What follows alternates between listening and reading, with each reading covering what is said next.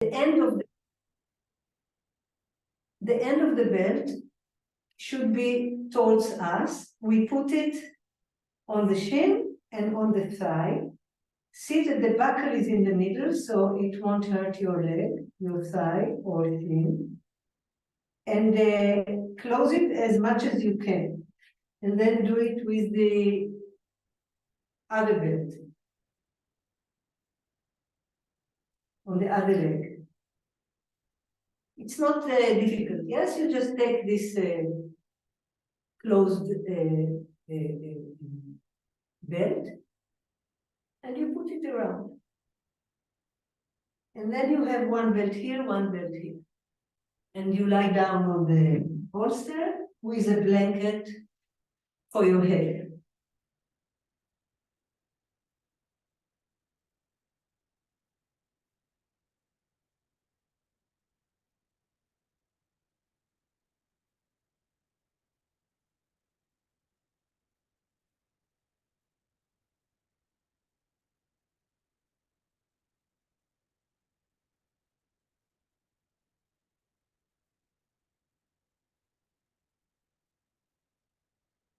So when you lie down, you need to do several things in order to be in the proper position. One thing is that you take the skin on your back head from down to up and put the bones of the skull on the blanket. So the skin of the forehead and facial muscles are going down to your chest. And with your fingers, you take the skin on your buttocks down to your heels. And then you open the arms and turn your palms to the ceiling.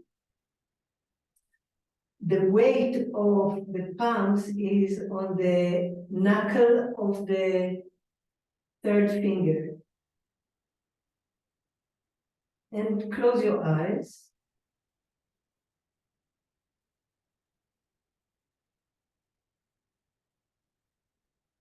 And just be listening to your breath.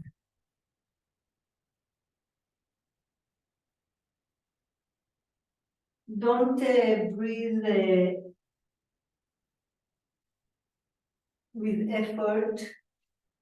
Just listen to the normal, natural movement of the breath in your body.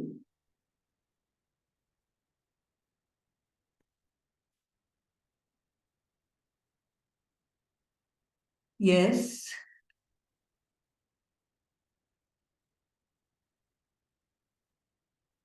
Yes. Barbel, this is your name. It's very good.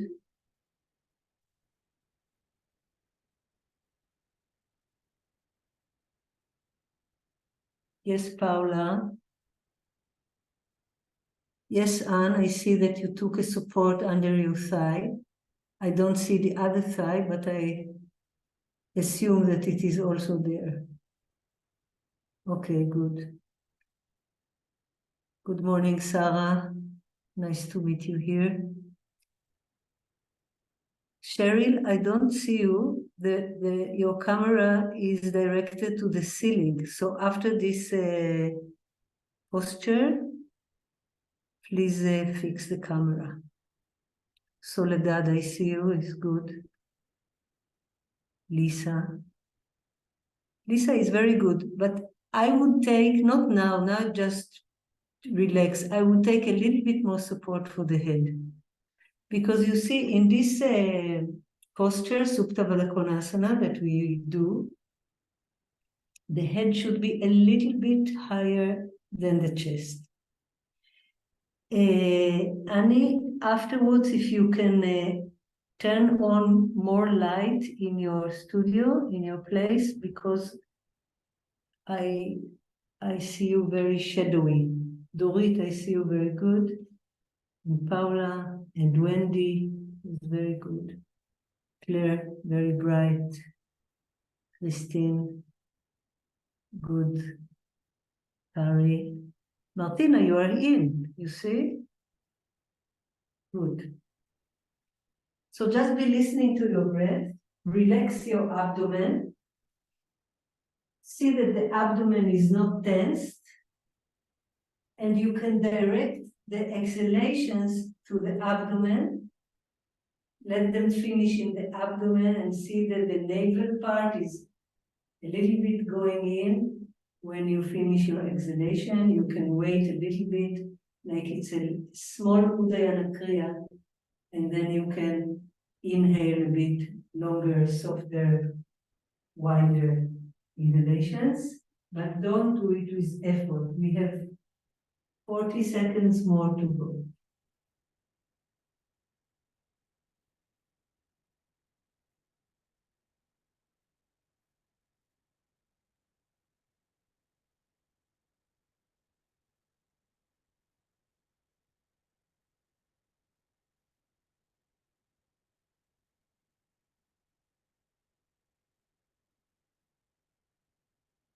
Just another small thing to say that if people around you were undergoing trauma from any kind of difficulty, then when you give them a Supta Baddha Konasana, they can be with eyes open and also turn their palms towards the floor, which gives them a feeling of grounding and confidence. So this is good to know for you who are teachers. You can open your eyes, try to get up with both sides of your back together, means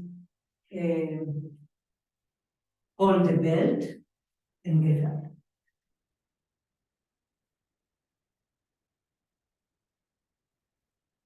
Take your bolster and blanket, sit on the mat in Dandasana. Now, if you're a beginner and your hamstrings and muscles are tight, and if you need support then you can take a blanket or a foam block and sit on it. Because you see this part, the sacrum, it should be in and not collapse. This we know. So in Danda Asana, you can take the skin of the sitting bones back and put the fingers near by your side, like cup shape. Make your spine erect, long.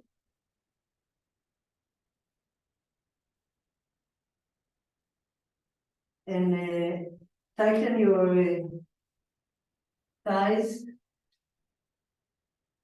and knees. Open back knees. Bring your right arm up. Put it behind the left knee and the Parshvadandasana. We are turning to the left. Root your sitting bones.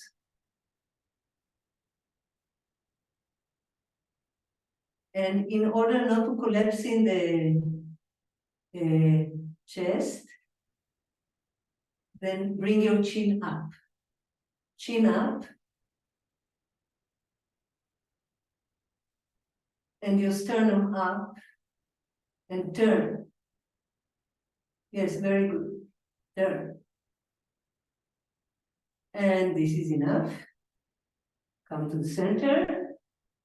Left arm up. Behind the right knee. And bring your chin up. And make the sternum long. From down the sternum to up the sternum, make it long and wide. Yes, very good. long and widen your clavicles.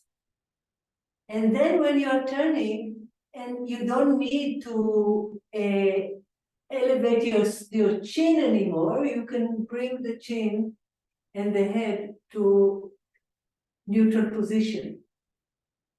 But then you have you've made your sternum very long. And this is enough. Come to the center. Now I lean back and I put the weight on my palms. The fingers, they point towards my heels. I lean back and I do two movements. One is long, make my sternum very long, chest very wide, and then the spine in between upper spine, I bring in to meet my chest, my sternum, and this is the Purvotan Kriya, means the action of Purvotan. Yes, very good. So you lean on your palms and take your head backwards and open the chest. Yes, very good. The arms are long and we push the floor. Yes. And this is enough. I just want to show something regarding the chin and the lower jaw, because this is a very important place in our body.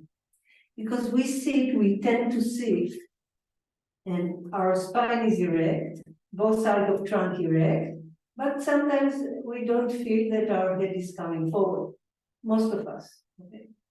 So I take the skin on the lower jaw backwards, and the bones behind my ears, I push in front. So it is two movements that bring my head in the middle. And the upper spine, I push in also. Then I keep this movement and I take the skin on the lower jaw backwards, but I don't let my head fall. I don't do this. I push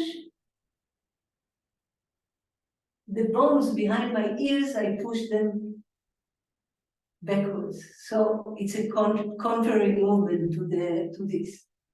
Okay, so we do it in Swastikasana. Swastikasana, first we turn, Parshva Swastikasana. Put the right palm on the right knee and lengthen. Take your chin upwards. See that you understand the movement of the skin on the lower jaw. Make your sternum long and turn to the left. Yes, very good. Turn to the left.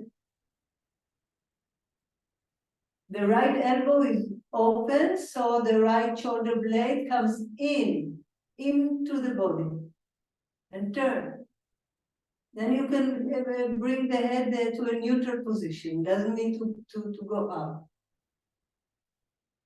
Yes, change. Change the sides. Left palm on left knee.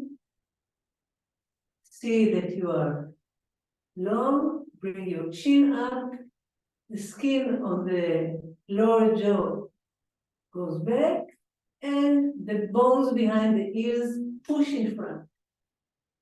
Make the sternum long from down to up and widen your shoulders. Then you can bring the head to a neutral position. Don't forget to breathe. Make your exhalations long. Yeah. And this is enough.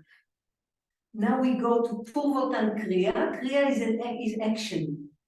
Yeah? And we do the action of Purvotan Asana. It's the Purvotan Kriya. We open our chest. So we lean back.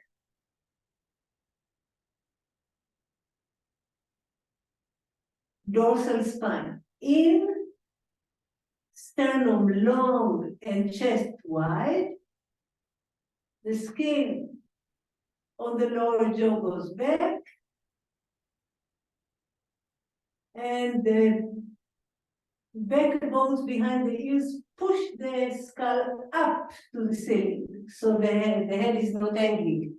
Yes, very good. Very, very nice.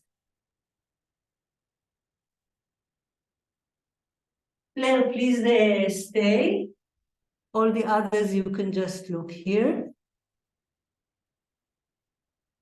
I cannot do it because I'm not the host. Okay, we will not do it.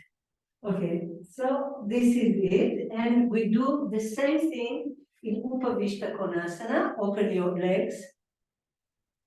And with your fingers, turn the skin on the thigh from out inside. Outer thigh to inside side. And then you can open the legs a little bit more even. Okay. And we will turn. We will turn to the left. I know we always start with the right, but when we take the right arm, we put it in front, then we start turning to the left. So make your thigh and knees tight. Tighten your knees, tighten your thighs, and create length and turn.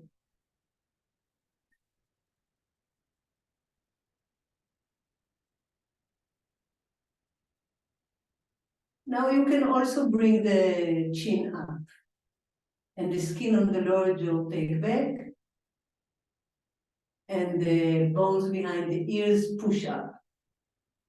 And make the sternum very long. From bottom to the upper sternum, make it very long and turn. And this is enough. Come to the center and do the other side.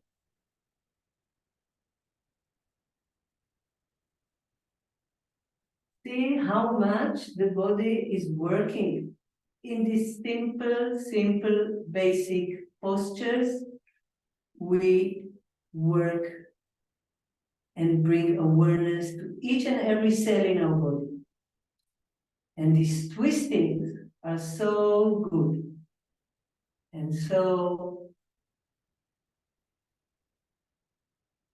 waking us up and energizing. Come to the center, and we can sit in Baddha Konasana. Cross your fingers under your toes. And we just do the opening of the chest by taking the head back and pushing dorsal spine in between the shoulder blades to meet the sternum bone, which becomes long, and just push it very, very deeply, because we all need it so much. Every day we look at our devices, so just push it deeply. Don't be afraid. It is so nice, and our bodies are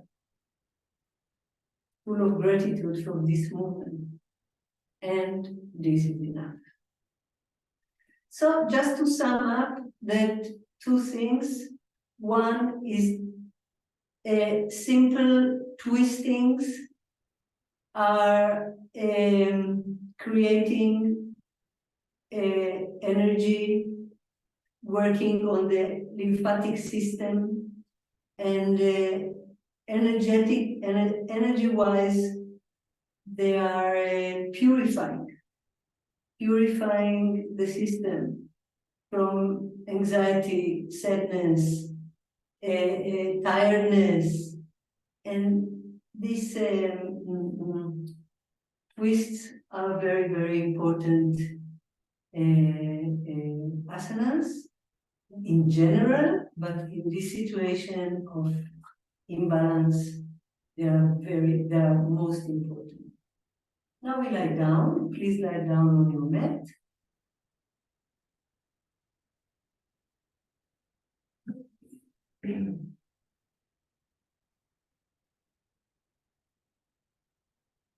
And just feel your body is grounding. Feel the earth under you. You can turn your palms uh, towards the floor. Feel the floor, feel your body, your back, your pelvis,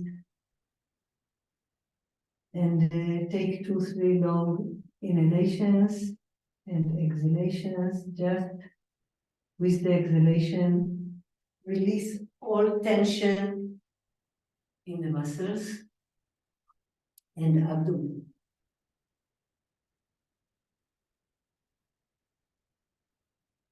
Yes, very good. Now, bring your feet together, stretch your heels, stay with your left leg on the floor and bring your right knee towards yourself.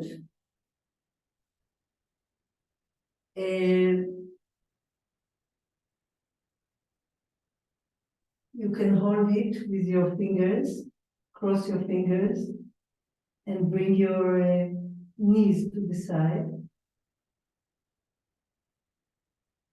Ekapada Sukta Pavana Muktasana. The heel, the left heel is active. See that the knee is not jumping up, left knee. And if you need a blanket behind your head, you can use it. You see if the chin is not pointing to the ceiling. If it points to the ceiling, you have to take a blanket. If it doesn't, then you don't need the blanket, but it's nice to have a blanket to the head. Soft support for the head is always good. Release, other side.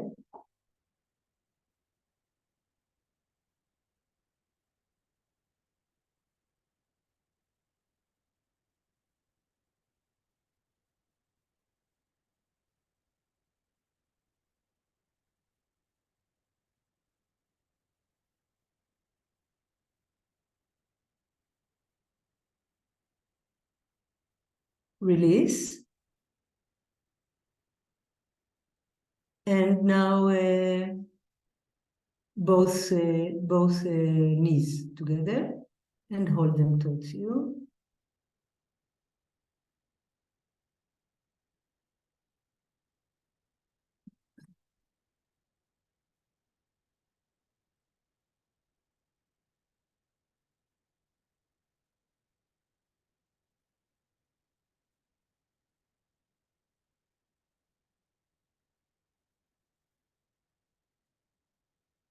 And this is it.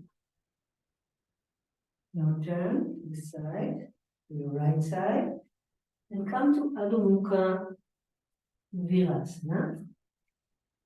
But we'll do it a little bit different before we go to the formal position. In the formal position, our arms are long and active. But now we are going to put the forearms on the floor, elbows on the floor, and the head on the floor, the forehead on the floor. And you can pull your sacrum a little bit backwards. Just a few seconds of rest. You can direct your breath to your back and open the back to the sides by the breath. Feel the breath in the back.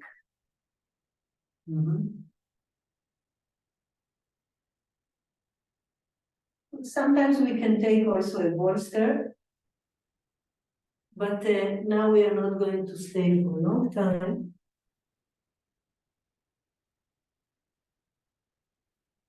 And now you can stretch your arms and let us go to Adho Mukha Svanasana, downward facing dog, but with the knees bent. Please be with your knees bent and don't straighten your legs.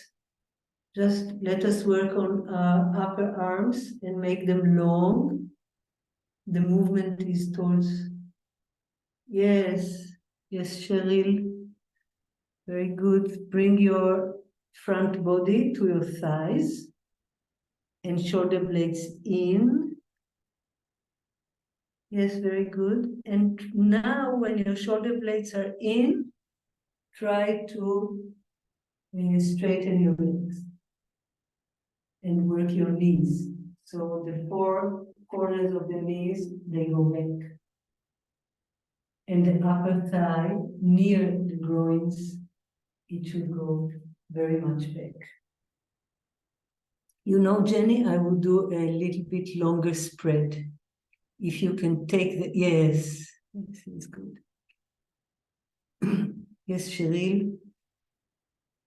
All of you work your upper arms and don't stop breathing.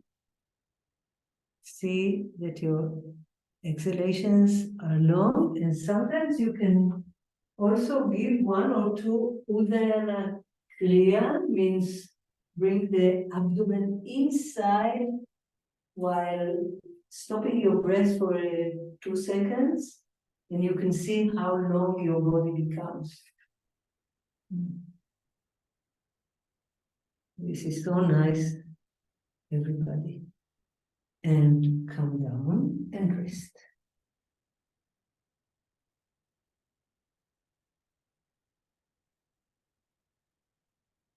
So I think you want to do it again. So let us do it again. Adho Mukha Svanasana. And Annie, can you show Claire? Can you just for a second show Claire? Can you look at Claire's asana? Can you?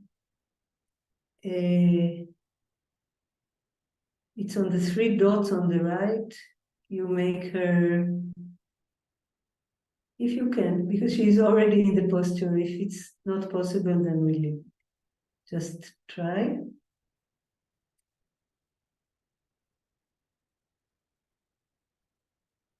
Okay, let's leave it. Then if you see how you do it later, then we do.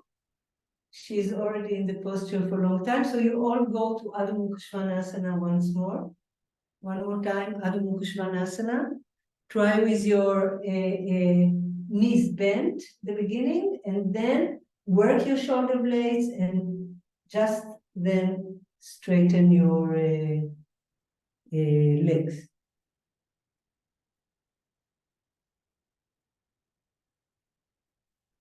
So you see the energy in the movement of energy in Adho Mukha Svanasana is the palms are pushing the floor, but the arms are going up, up, up, up with both sides of trunk. Everything goes up.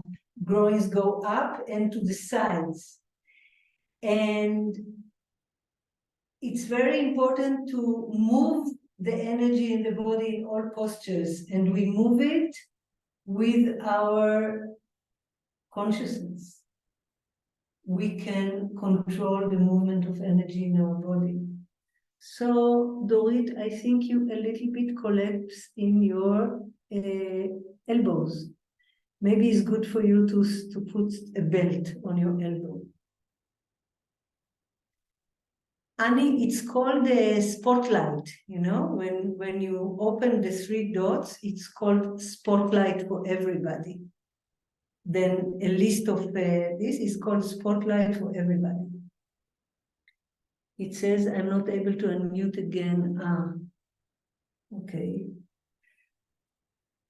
Okay, let us leave now the posture and get up and stand. Maybe I will be able to unmute to make everybody.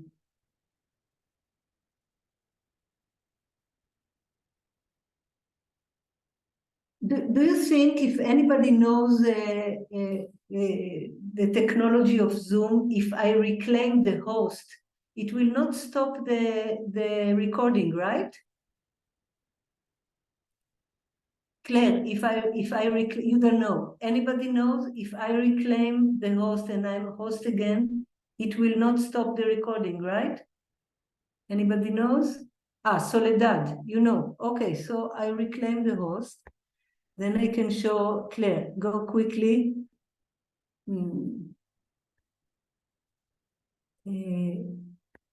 Yeah. And I will unmute you, Annie, in very short time. Can you show Claire your pose? Spotlight for everyone. So we can see she's with band. So just stay for a second. You can see that the movement, the energy movement of the arms, it goes up. The energy movement of the back thighs also goes up. And there is a rotation movement of the pelvis. Then shoulder blades in and you can straighten. Yes, and keep the rotation movement of the pelvis. That's right. Yeah. Thank you very much. This is so nice. Okay, Annie, I will, you have two cameras. I will ask to unmute. You are unmuted. Okay? So anything you want to say, you can push the button and you can talk. Okay, you take two blocks and put them in front and look at me, please. I'm coming with my body, frontal body long, and I put my palms on the block. And I'm in Ardha Uttanasana. Ardha Uttanasana.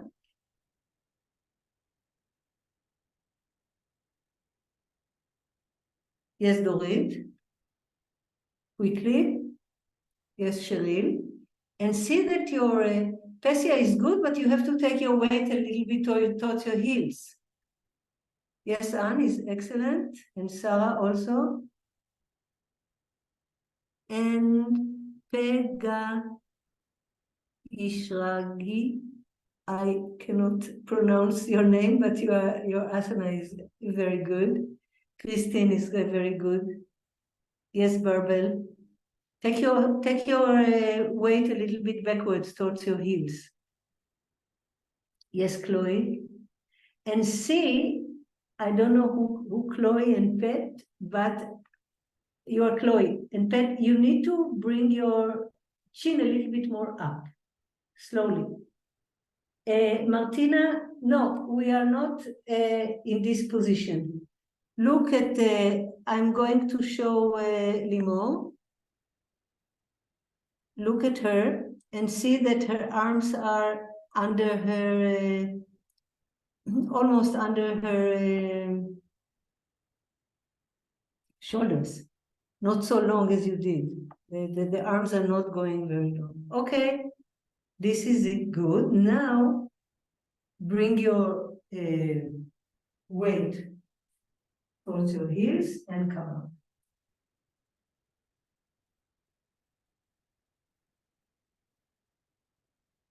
Pasarika Padottanasana, we will do with two blocks. We'll go to a wide spread. We'll put the two blocks in front of us. And this, yes, can be long, but the shoulders and the pelvis are in the same height. So we don't come down. We'll come down later. Means the second part of the pose will be longer. It means we'll come down, like downward facing dog. But now, yeah, it's very good.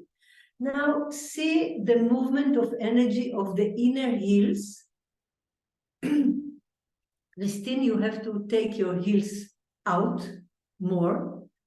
The heels. The heels, yes. Okay. And see that the inner heels they go up, and the inner arches are not collapsing.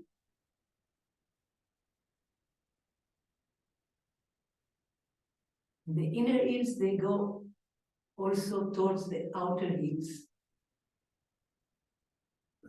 The inner leg goes up to the groin, the outer leg goes down to the heel. This is the energy movement. It's very important when we are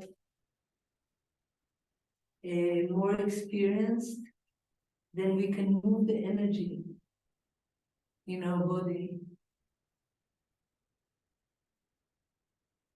And now you take the blocks and make them flat. And like in Adho Mukha Svanasana, make your arms very long and the head in between the arms. You see, the principle behind these postures is that we don't want to bring our head down because it is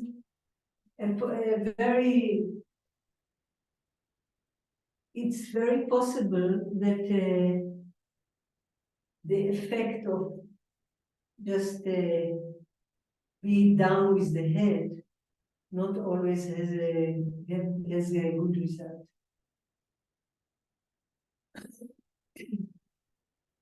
Okay, now we can go out of the pose and stand in Tadasana.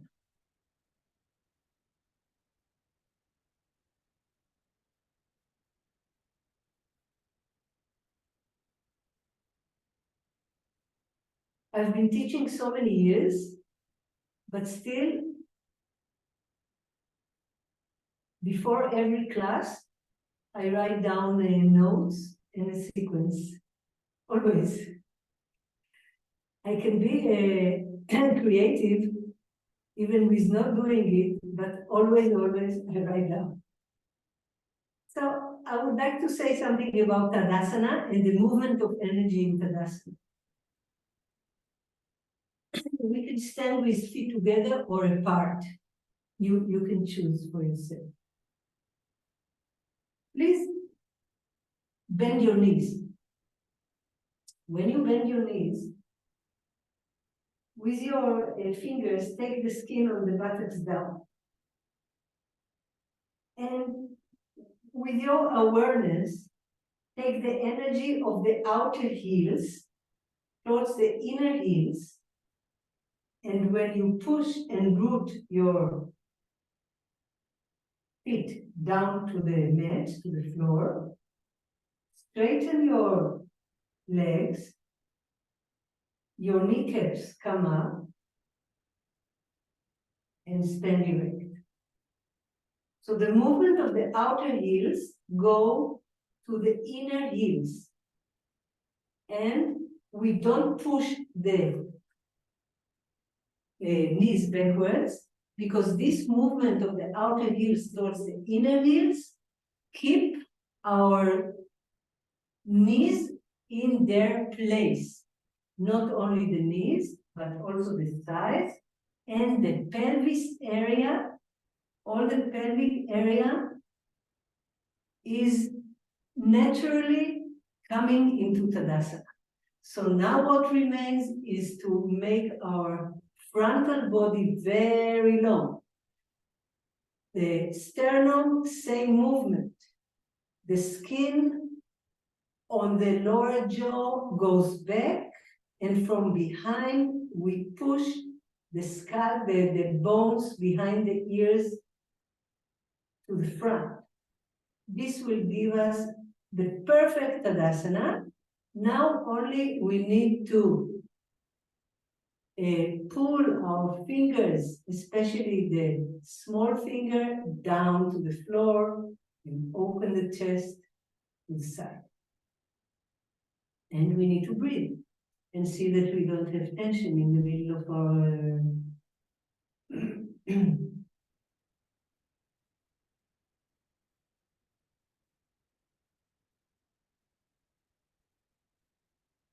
Yes. And this is neat. Very, very neat. So I tell you the truth, in my classes, even for Tadasana, I take a chair. Because one of the main ideas of working in times of war, in times of crisis, in times of uncertainty, is that we need confidence, we need support, and we cannot stay long in the postures, we cannot make ourselves very tired, and we need support, we need grounding, we need to know that we are not going to fall. So many times I give the Tadasana this way.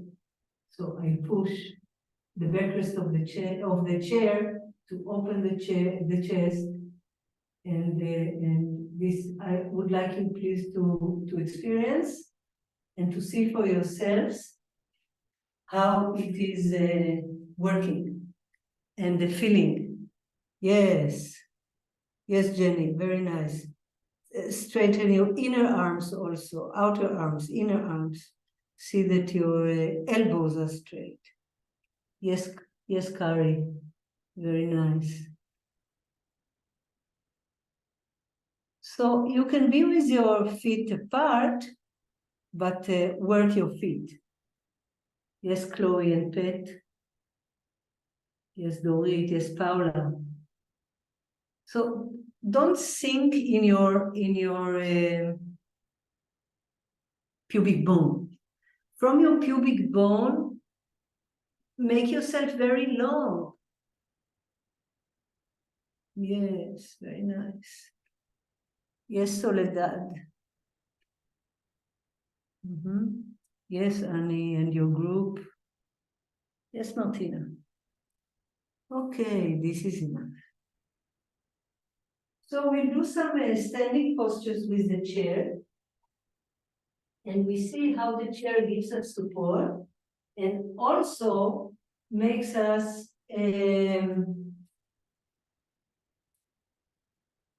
do the postures with more precision and more alignment. So the chair will be on your right. I'm your mirror. So the chair will be on your right.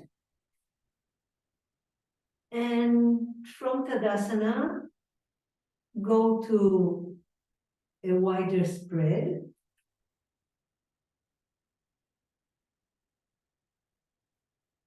And I know that classically we are going to do Otita Trikonasana with the chair. Classically, we always spread our arms before we change the position of the foot, of the feet. But today we will not do it. We'll just bring our left foot in and right foot out. Be close to the chair. The right foot is in line or parallel to the legs of the chair. Okay? And see that you don't collapse. Bring height and length to the right side of the trunk. And now you can open your arms. Go to the right and don't look up. Just look in front and see that the head is a continuation of your spine, that it's not collapsing. Don't look up, Chloe. Don't look up. Look at me. Look here. Look in front. Because looking up is creating much tension in the sides of the neck. Yes. And come up. coming up with rooting the feet to the ground, and the other side. Just showing and experiencing a little bit the supported standing positions. So, right leg, right foot in, left foot out. I assume you know exactly where the heel and arch and kneecaps and buttocks. So we just go. And if you don't feel comfortable, then you can always put your palm here and turn your chest. Left shoulder blade in. And don't look up. See that there is no tension in the neck, two sides of the neck.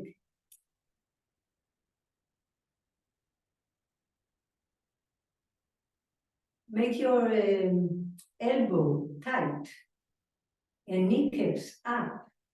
And let's go to the back heel.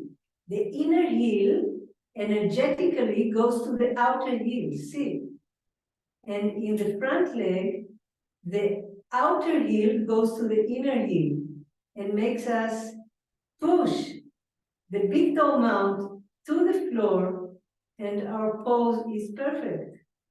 Come up, because in this way, both sides of trunk are parallel and we keep the alignment of posture. Okay, we go to Ardha Uttanasana on the backrest of the chair.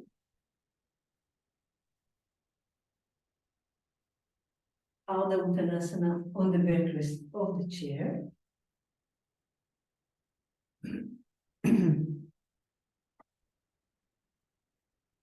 Yes, Christine, this is very nice. You can open your feet a little bit more, then you will feel more comfortable with your back. Yes, this is very, very nice.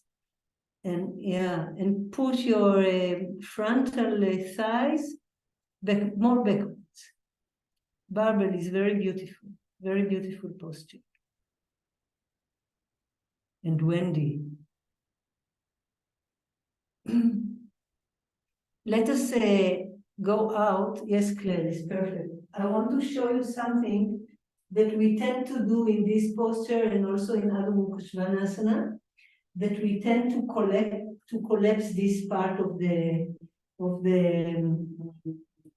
sternum and also of our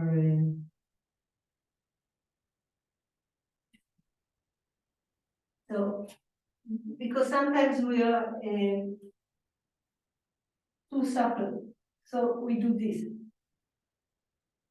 Okay, so we need to learn something important in Tadasana, and this will be a principle that, a universal principle that will go with us in all other positions. So, listen. Can you see that if I stand in Tadasana, and most of our students and also we ourselves, we have the tendency to do this, right? So what is this? This is the tailbone comes up, lumbar spine goes in, and the back is contracting, and I'm completely out of the line. So what do I need to do? It's not enough to take the weight to the heels. It's not enough. I need to bring my awareness to the lower ribs here. This is called the false ribs, okay? Because they're not connected to the sternum. And what I need to do is to, by my awareness, to move the energy of the lower ribs to the sides. This will enable my I will remember the word, this muscle here, to be wide. Not only I take the lower ribs to the sides, I bring them back, and from here, the energy goes down. So, instead of doing this, I widen my lower ribs, I take them back and down. So you see the difference between this?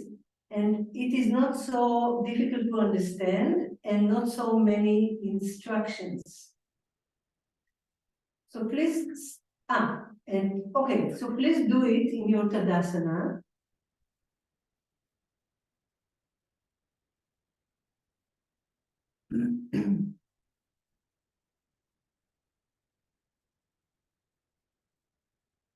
Yes, I mean diaphragm, yes. I mean diaphragm. So the lower ribs you take to the sides, it enables the diaphragm to be soft and wide, so you can, in Tadasana, breathe normally. And then the energy goes back and down to the buttocks. And see how it feels. Yes, Soledad. Very nice. And release. So this is one thing, that even if I stay in this position, I want to do the same with my lower ribs. But I add to it also that the sternum bone is not collapsing, it pushes back. So you see, instead of being in this position, my sternum bone pushes back.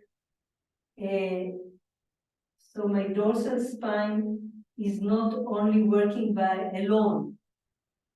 There is another movement that gives support, and the movement of the lower ribs. So please try it just to see that you understand it in direct experience in your body. Yes, Limor. Yes, Pessi, this is exactly the movement. And Claire, yeah, exactly. So Anne, you need to push your spine a little bit more in. For your spine, the pushing is important. Yes, Sarah? Yes, Christine? Yes, Kari? Yes, you understood it. It's very, very nice. Verbal. Schumacher. Schumacher is a Jewish name, I think. Okay, this is it. The principle, I call it universal principles. The principle of widening here the false ribs and creating space for the diaphragm, it goes in all postures. We never contract here. So let us see how we do the Virabhadrasana 2, our warrior, that we need his or hers characteristics to go through this period of time. So I want to show something very, very simple. I put my legs like this, and I create a 90 degrees between my thigh and my shin bone. Okay? And then I just go to the posture. But there are so many things to do in this simple pose. Let us do it. Left leg straight, right leg bent 90 degrees on the chair, and arms to the side. The skin on the shoulder blades down. Right knee goes a bit back, and right mid buttock goes in.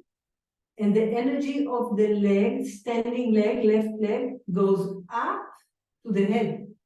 Yes, excellent, very nice. See, the principle of the warrior is coming in such a simple, convenient posture. You can, Paula, you can look at your hand, yes. We look at our fingers, the tip of the fingers, the third finger actually. Tailbone down. Oh, Cheryl, your doggy also wants to do the posture. And this is enough. Come to the center and do the other side.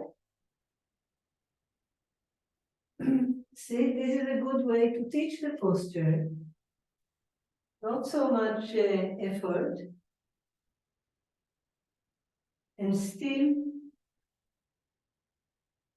the principle of the pose, all of them are coming. Tuck your elbows. And one of the most important things in this posture is to stretch your small finger to the sides. Stretch, stretch, stretch, and see what's happening in the shoulder blades. And when they are widening so nicely, bring them in and make your sternum bone long and chest wide. And feel your pose. Make it full. Make it very energetic. It doesn't matter that your legs are with less strain and effort. And this is enough. Come to the center. Do you want to see more standing poses with the chair? I prepared some more standing poses with the chair. So,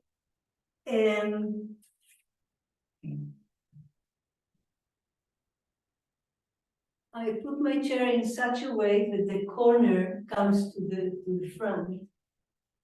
And I take a block and I sit with my right buttock on the corner, right heel under the inner right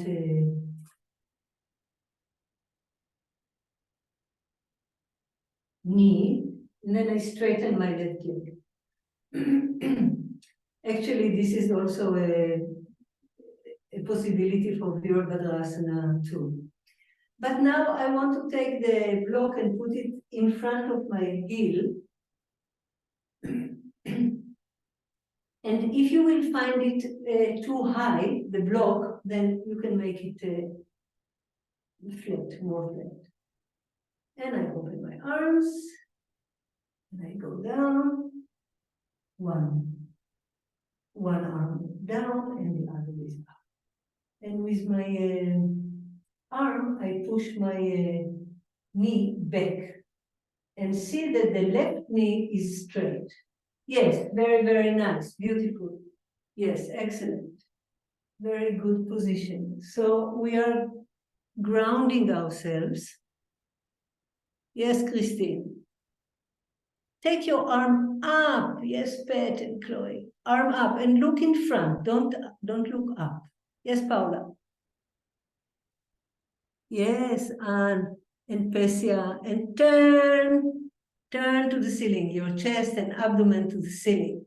And tighten your leg, left leg. Tighten your left knee. Open the back knee. Yes, Kari. Yes, Barbara, very nice.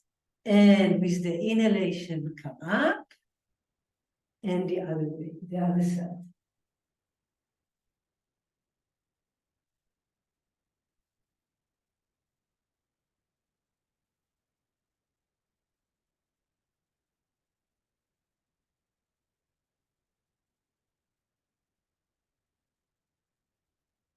You just go independently to the pose and work your back leg. Uttita Parshva Konasana. Uttita Parshva Konasana. Supported. See that your head is a continuation of your spine. Yes, Jenny. Yes, Annie, very nice. Yeah, everybody works so nicely. Straighten your arm up to the ceiling and tighten your elbow and your wrist. Should be very tight. Perfect. Very, very nice. And with the inhalation, come up. So we rest in Ardha Uttanasana. most important is that the sitting bones will be above the heels and that we don't sink. And that our diaphragm, thank you, Annie, is wide because our floating ribs are wide. Floating ribs, false ribs, there is a confusion between these two. It's also important, they would sometimes say floating ribs, false ribs, doesn't matter, as long as we know what we mean. Okay, this is enough.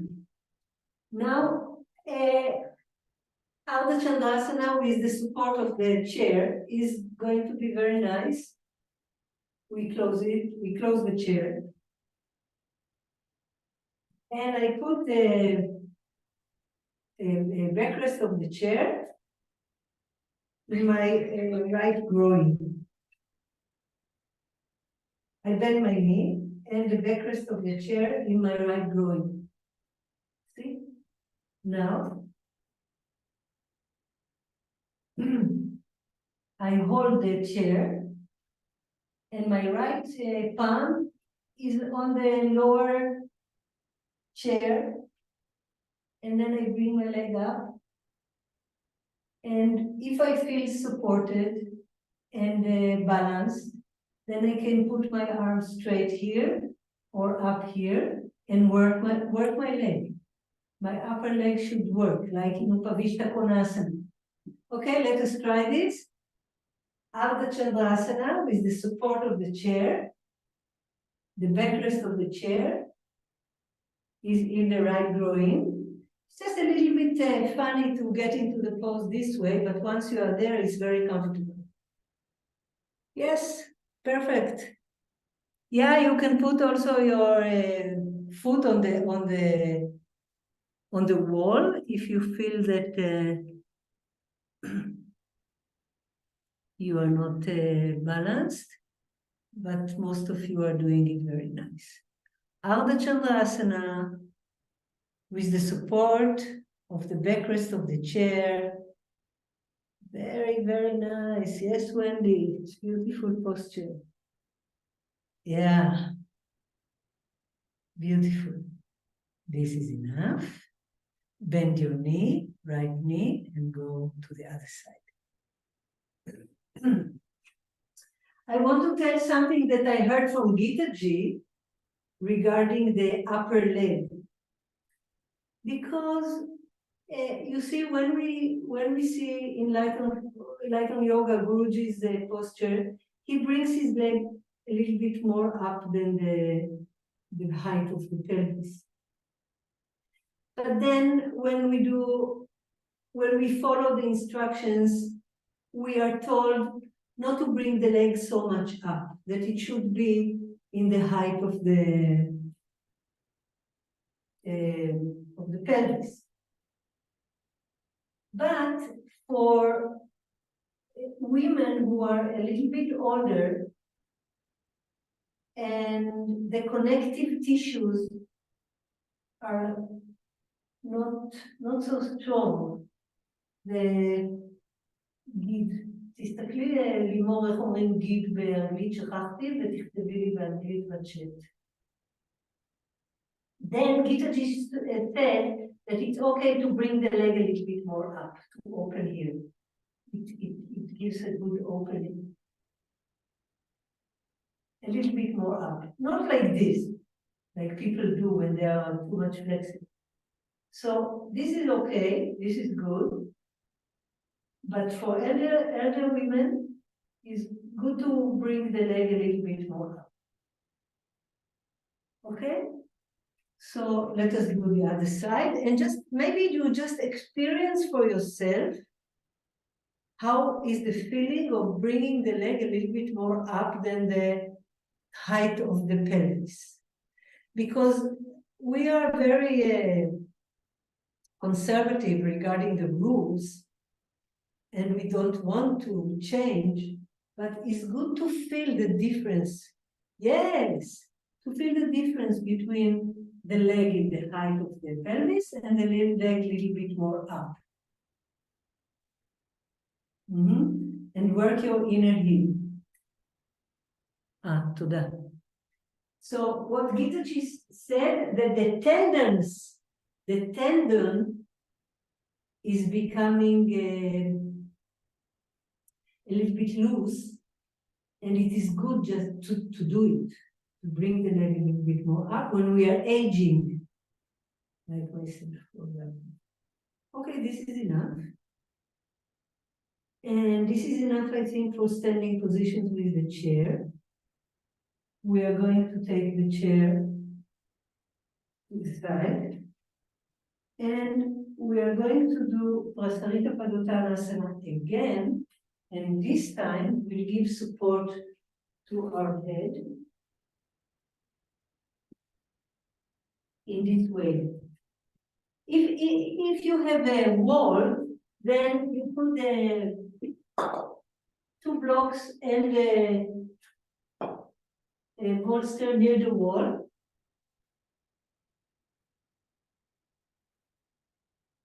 And of course, I need to keep my sitting bones above the heels. And I come down and put my palms on the blocks and my head on the bolster. Which part of the head? It can be the hairline.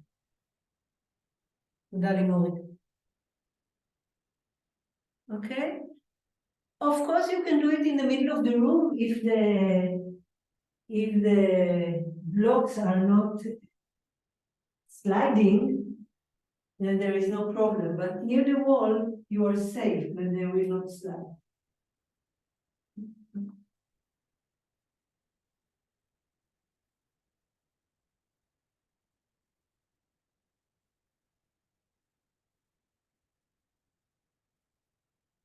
And see that you are comfortable in the posture. Open your back thighs, your back knees. Your sitting bones spread to the sides. Feel it, sense it. And both sides of your trunk are long, and chest is wide, abdomen is wide, breath is comfortable. Paula is, I think, is a little bit too much spread. Yes. See that you have control of your knees.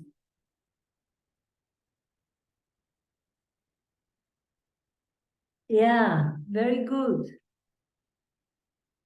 Just a little bit more. Stay in the posture. It's very comfortable and happy.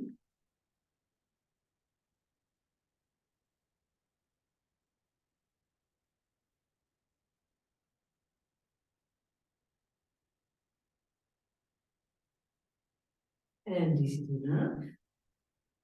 And we can sit.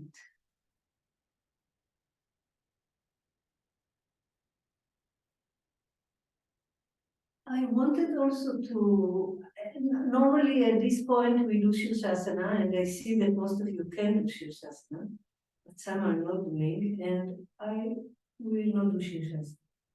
Maybe next time I will show all the preparation and how to teach Shirshasana and all the principles, but today we will not. But what I wanted to show you and also explain is the work with the pelvis and groins. And because we know much about shoulder opening, but we maybe don't know so much about all the area of the groins, the pelvis. And I was thinking, and in this time, because for many nights, my head was working, how to create a practice that will be very helpful for my students in this time. And I was thinking from my yoga practice and the experience that This area of the pelvis, it contains the energy centers of our existence, of our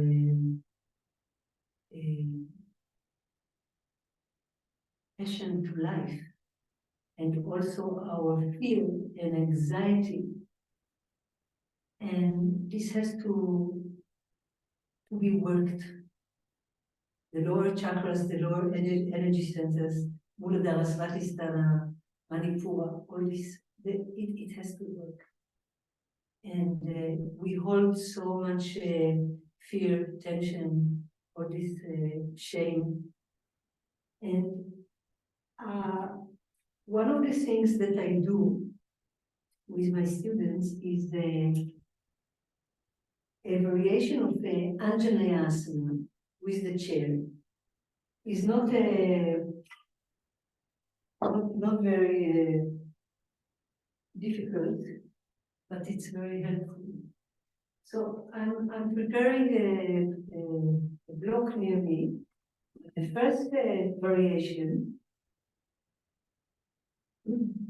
I put my knees on the blanket, then, oh, sorry, I take the chair the other way. Then I bring my foot in between the legs of the chair.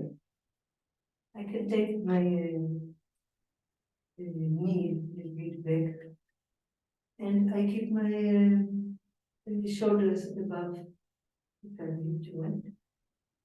And we go down like maybe Virabhadrasana 1.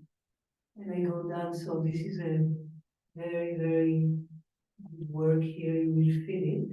So maybe we do the 3 variations. And this, of course, is helping also for Virabhadrasana 1. And after we do it, I will tell you something about, more about this posture.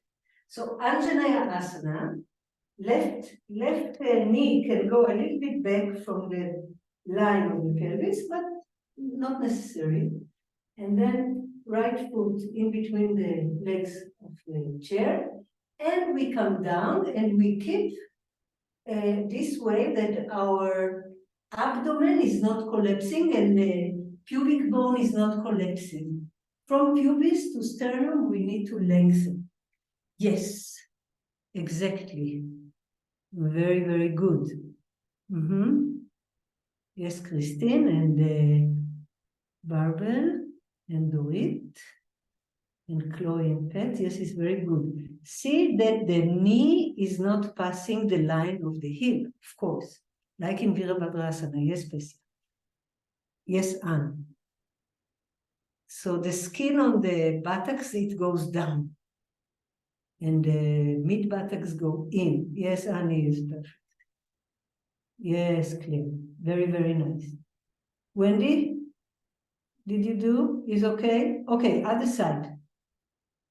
Sometimes you will feel some pain in your frontal groin of the back leg. This is a good pain, don't be afraid of it. It indicates that you need to do the posture. Don't be afraid of it. Just do it. Go down and you can see that you can go even more down. Yes, Limo. Yes, Pessia. Yes, Anne. Yes, Cheryl.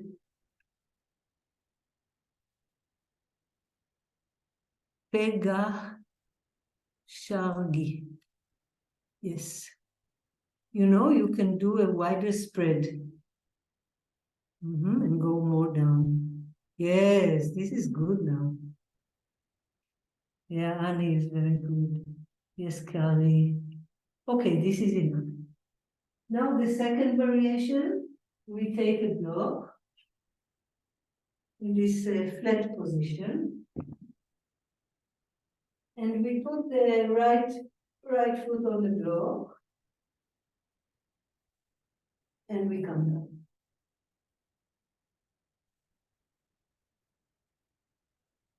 See how nice, such a nice stretch in our back leg, thigh and groin, frontal groin. So important.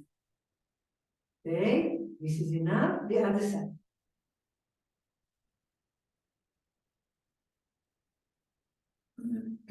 Open, open, open, open, open.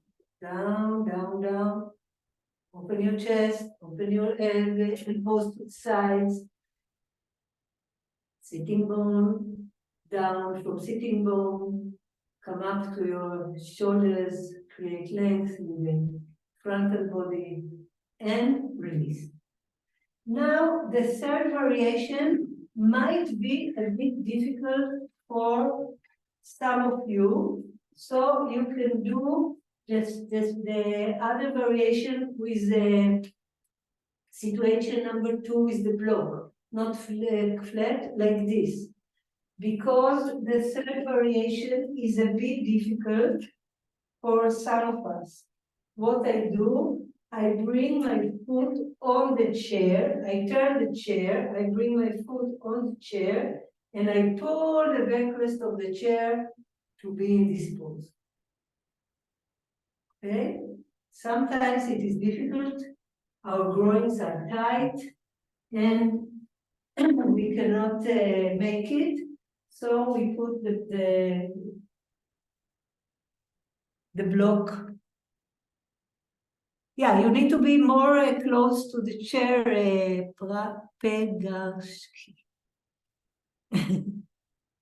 Yes, Jenny is good, Anne is good, Sarah, do it.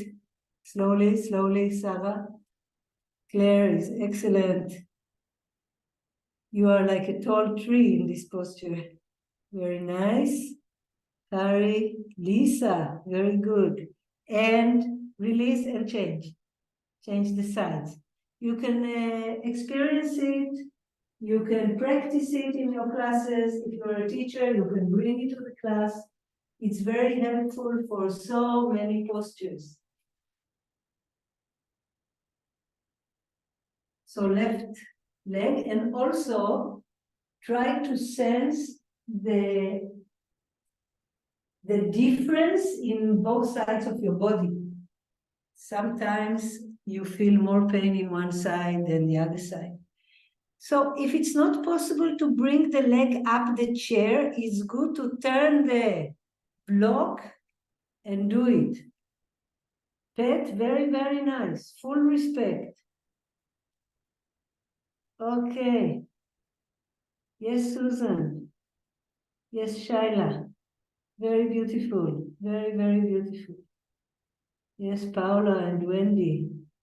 And this is enough. Now, just rest for a second, and I would like to explain something regarding this pose. You know that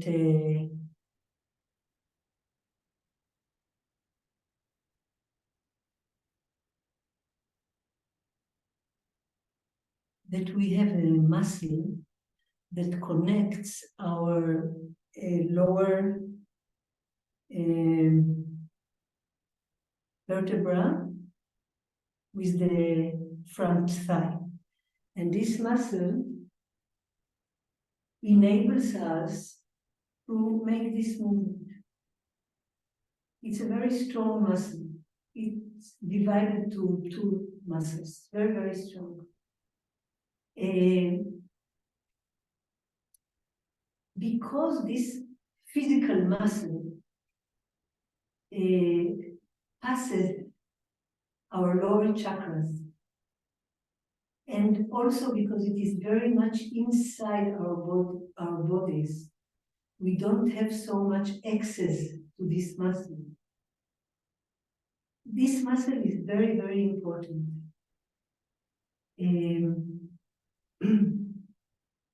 תכתבי לי בעברית איך קוראים לה, שכחתי פתאום איך קוראים לשריר הזה.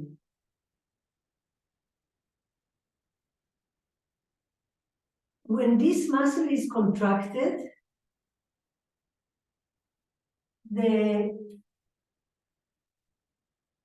we become very fearful, full of anxiety, It's called iliopsoas, yes. I'm aging here. My English, I don't teach in English, never, it's my first time. So when this muscle is contracted, maybe we can become very fearful, anxious, and we need to work on it because, you know, the physical body, it affects the energy body. So this asana, the Anjaneyya asana and Virabhadrasana 1, it works on this muscle. Because you see, people who have this muscle contracted, you will see that they work like this, or they walk like this. If they walk on the high heels, you know, on shoes, they walk like this. It shows that the muscle is contracted. So if we do Virabhadrasana 1 with the chair, we need this muscle to be long, like in Anjaneyasana. Maybe we can do this. It's nice. Let us try this. Virabhadrasana 1.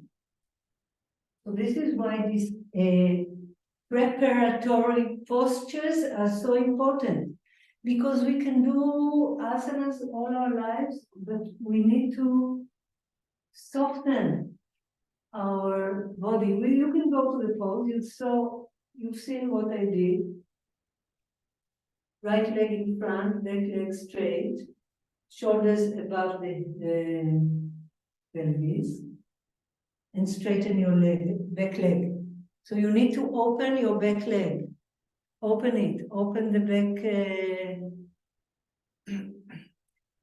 Yeah, the back knee, and see that your spine is erect and shoulders are above the pelvis. Good. And try to feel this place, to sense this place of the back leg. Claire and Limor, you can stay in the pose, and Dorit also. I will show just how the back leg is working, you see? So this is Claire. You bring your inner heel to outer heel, back leg. Inner heel to outer heel, yeah. And the skin on the left buttock should go to the left. Yeah, this is good. Thank you, Claire. And where is Limor? Limor. Back leg, yeah. This is good. Thank you, Limor. And we have Dorit, whom I don't know, but she's working nice. Yes, open your back leg. Very, very nice. Thank you. Okay, we do the other side and we finish.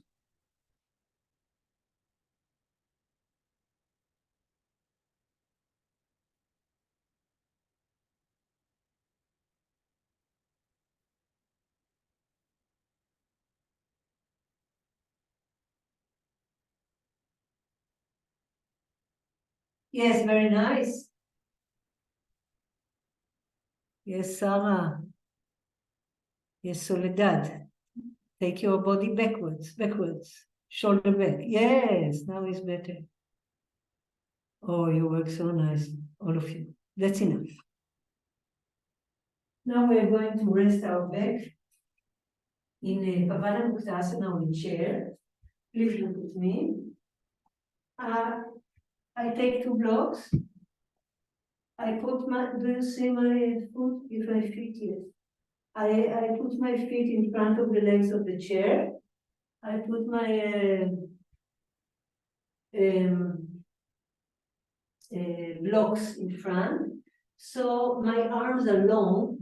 I take my, like in Adho Mukha Virasana, I take my pelvis back, my sacrum back, and the head is in line with the arms.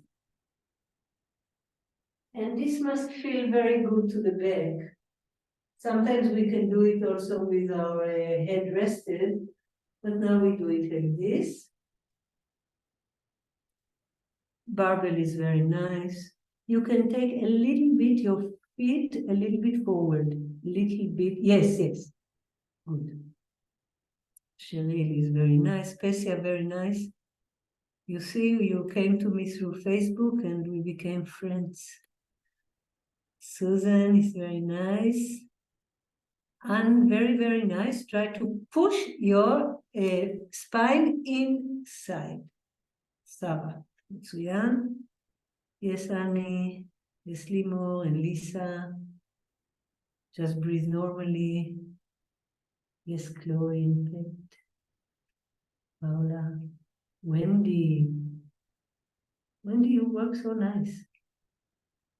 Very happy to see you. Martina. Yeah, this is enough. Okay. Now we sit on the chair with our legs inside the chair, and we take a block and we put it in between our knees.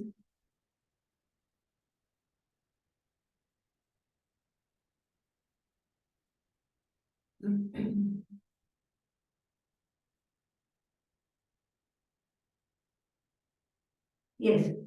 Do you remember in the beginning of the class what we did with the chin, with the skin on the lower jaw and the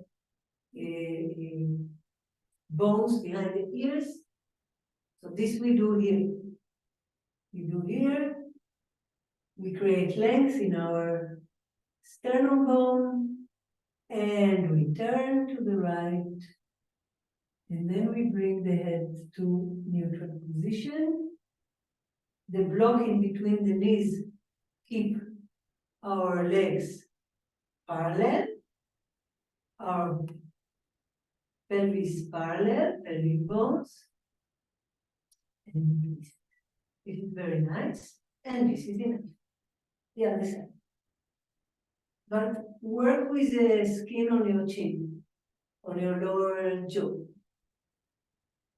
And see the effect of the bringing up the sternum bone, make it long from bottom to up, widen chest.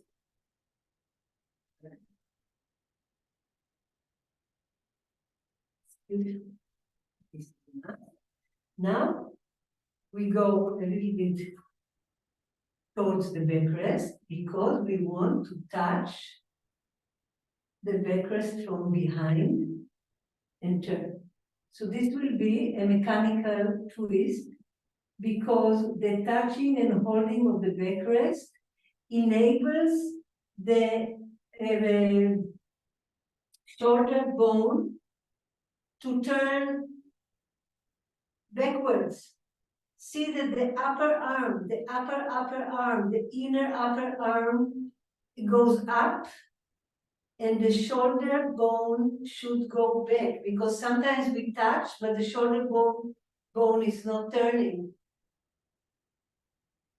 This is enough. You see, look at me for a second. This is the shoulder bone. Here I touch. I touch the backrest. But you see the shoulder bone is turning here. And it should go back. It should go back. So the upper arm and the upper side of the trunk should go up. And the back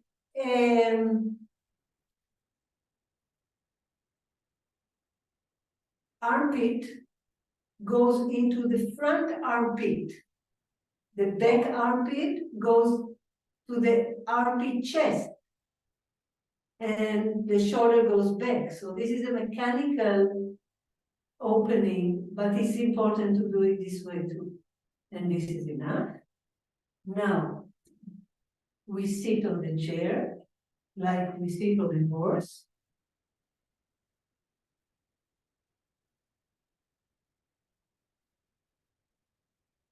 And we turn to the right with the same instructions of the chin, lower jaw, back bones, and dorsal spine. Dorsal spine is active. Dorsal spine is active. Turn to the right, turn to the right, turn to the right. And this is enough. And to the other side.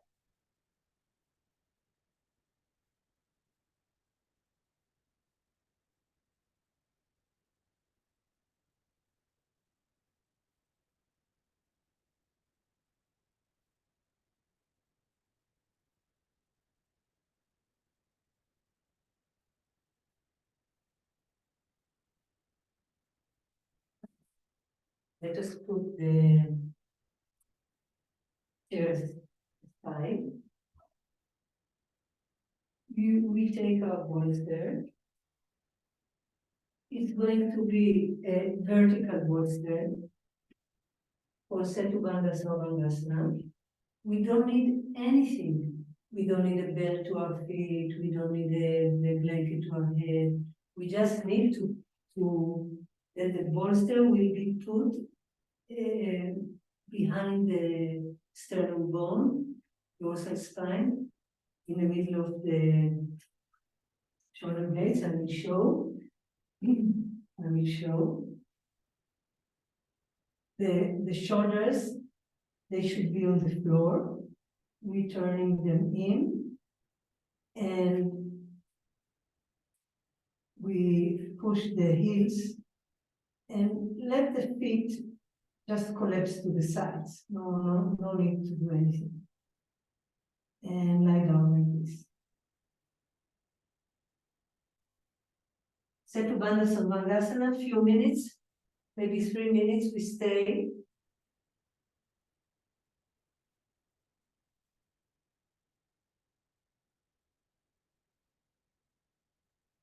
See that the shoulders are on the floor.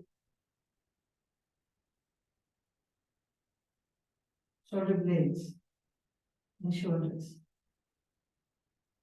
And if you don't feel comfortable with your palms up, you can turn them to the ground. And you can close your eyes. If you feel completely uncomfortable in this position, you can make the bolster horizontal and lie like this. If you feel okay, then 3 minutes we stay, 2 more minutes to go. And be aware of your abdomen, of your breath, and just let go.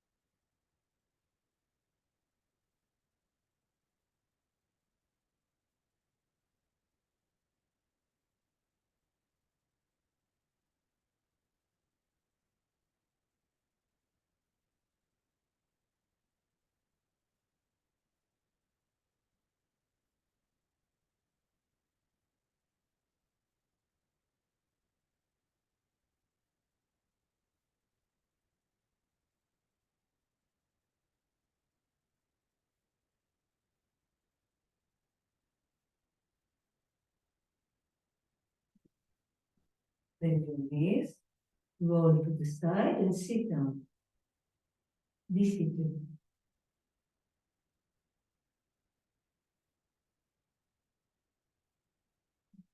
One more thing I wanted to, of course, I did not do all the postures I wanted to when I planned to do. It's always like this that I plan more than we can. But I'm happy with what we did. And now we will be seated in Virasana. I always like to take a blanket behind my feet.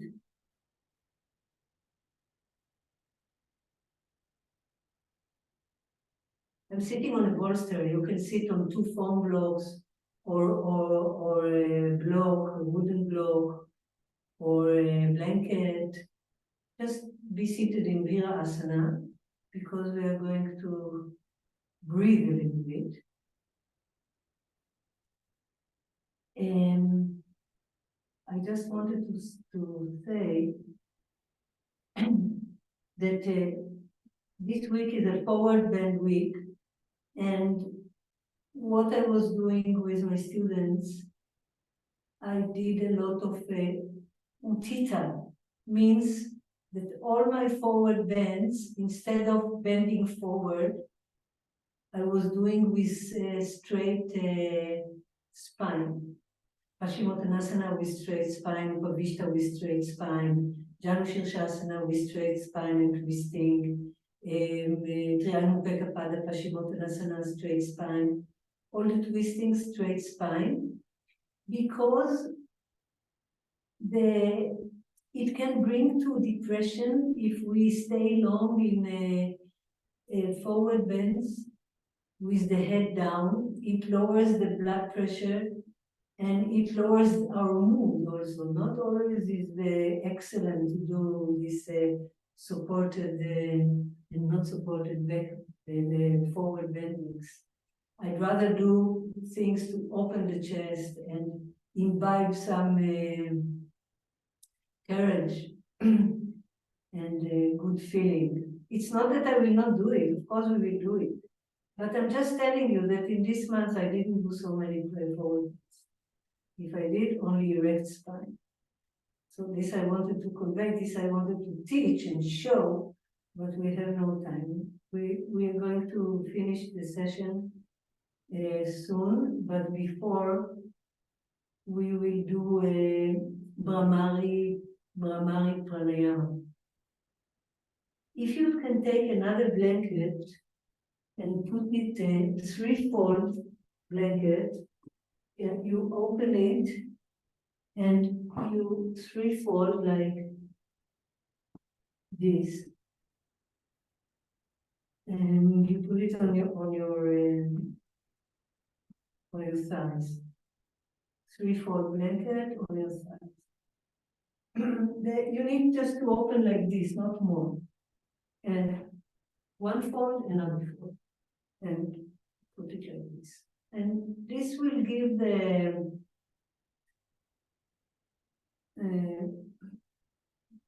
possibility to open the elbows to the side.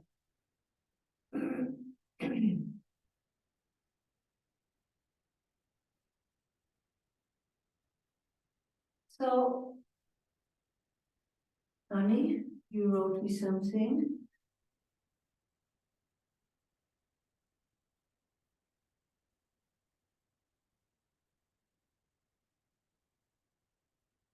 Of course. Of course, Annie, I will do that. So I just want to ask to do few breaths of Brahmari pranayama. Brahmari is the B, or a bit bigger than a B. I don't know how to call it in English. So what we do, we don't bring our chin down. We stay with the head like this. And we will take a long, deep inhalation. And with the exhalation, we hum.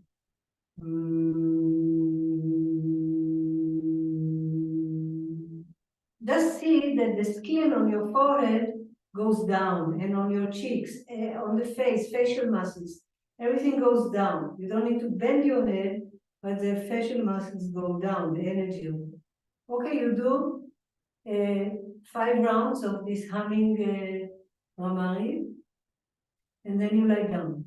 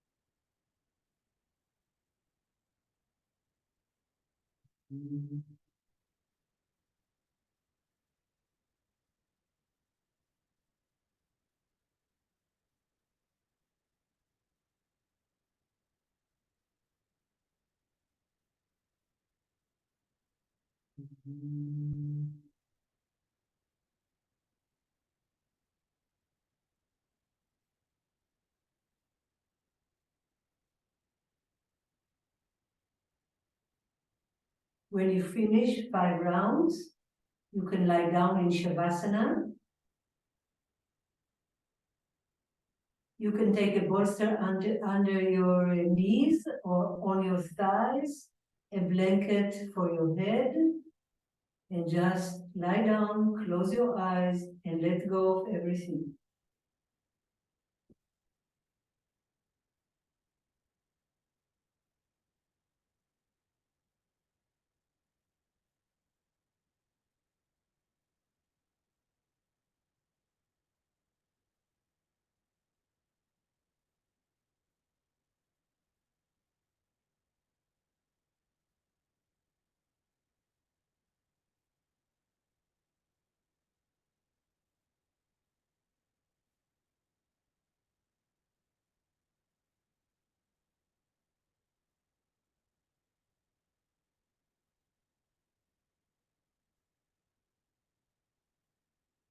Relax your body, relax your legs, your arms. Make your abdomen very soft. The skin on your chest, delicate, so you can breathe softly with no impediments.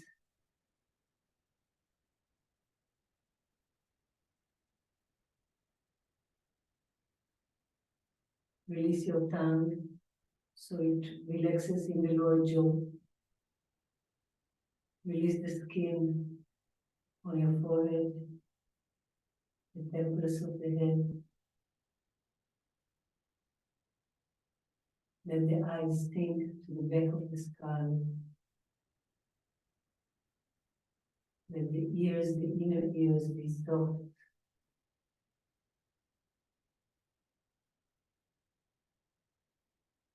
Perceive your whole body. Let go of everything. Be quiet, relaxed, appeased.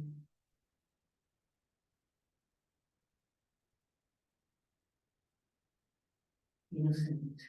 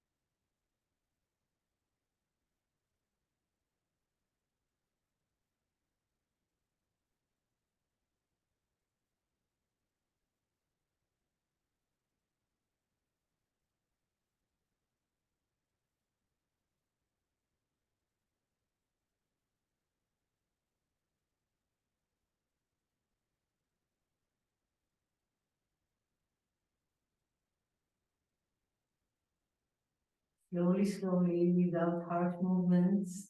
Then your knees turn to your right.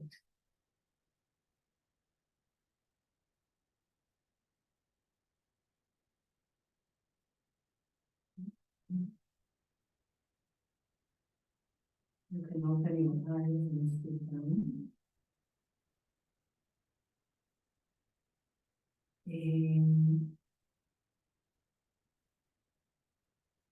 Annie asked to say something towards the end of the class, and Annie will say some things now, and after Annie, I will also want to say some things to you. Please, Annie, it is your time.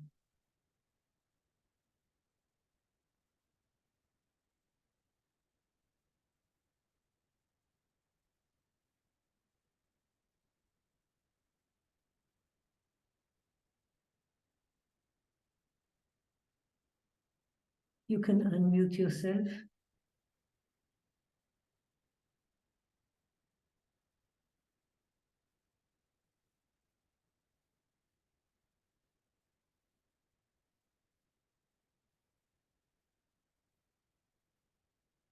תודה, דורית. Thank you, דורית. Just one moment, stay longer. Annie, are you able to unmute yourself? No? Let me see if I can do it for you. Ah, okay. Yes. Okay. Thank you, Pessi. Okay. Thank you very much, everybody, for coming today. And thank you to Pessi for leading us with these practices. It's in the UK, you know, those of you who listen to the news, or it's difficult to, but, you know, we're all aware of everything. And it's wonderful to have these practices, like talking about the psoas muscle and where all of these emotions sit with us. You know, and I'm sure that many of us come to our practice and know how profound it is. And we've had, you know, we have this work from the Iyengas, Guruji Iyengar and Gitaji. And I often say this, that I was never taught by them, but I've had so many people who have been taught directly by them. So the knowledge of yoga will last and last and last, but we have to practice. And the practice, it could be a big key to helping us to resolve our inner conflicts. And if we start with our own inner conflicts, then perhaps we can be, you know, examples.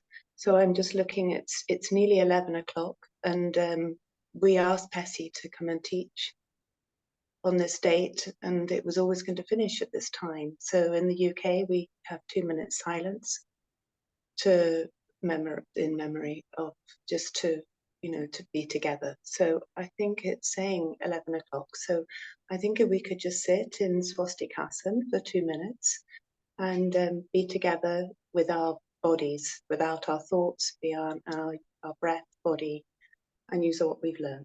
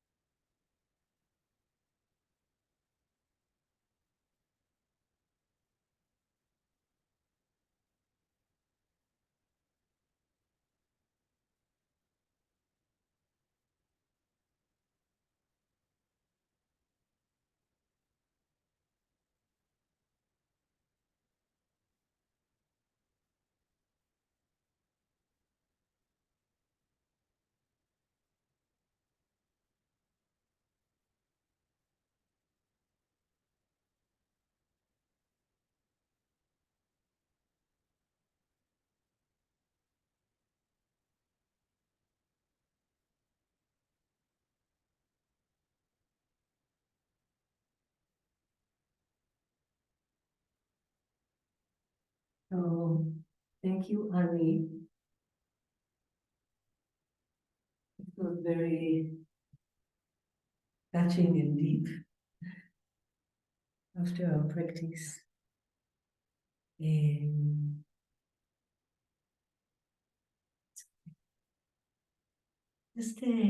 First of all, I want to thank Annie for, she doesn't know me, just approached me, I think, long time ago, before everything started, and trusted that I will be able to teach you all and do this session. So thank you so much for your trust and initiation. It's very courageous because you don't know me. And also thank you so much that you came and you stayed from the beginning to end. This is very nice of you. Just one more thing about our Guruji, that I had the privilege to see him, to meet him, to be blessed by him, and be there also when he died, actually. I think that the greatness of the Iyengar Yoga and Guruji and his teachings is something that sometimes maybe we don't give too much attention. I just want to say something. Of course, there is so much to say, but something small, which is not small. You see, all the modern philosophies and spiritual movements, what do they talk about? They talk about being present, being in the body.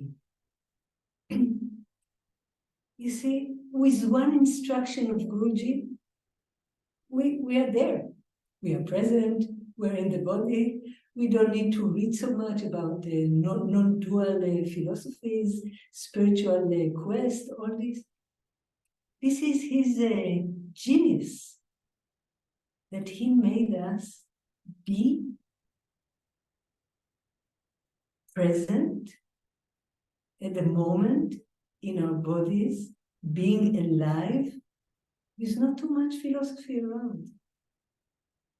And maybe we don't give it too much attention to this point, but for me, as I see the Iyengar method, this is the most important thing, because it keeps us alive, it keeps us real, because a person that is present in their bodies, they have a perfect sight of reality. They are connected to reality. They don't have illusions, delusions, fantasies, because they are connected to reality. So this is the greatness of Guruji. So, and besides what Annie told today about the 11/11, just know that today, yesterday and today, they celebrate in Pune the Patanjali Jayanti, who is the father of yoga and was so adored and praised by Guruji. So I think this is really an auspicious day today and meeting. I'm very happy to be with you. Thank you, Annie, so much. And maybe we meet again. Thank you so much. Thank you also to Claire and Limo for helping me in my English. Thank you, Claire. Namaskar. See you soon. Thank you very, very much, all of you.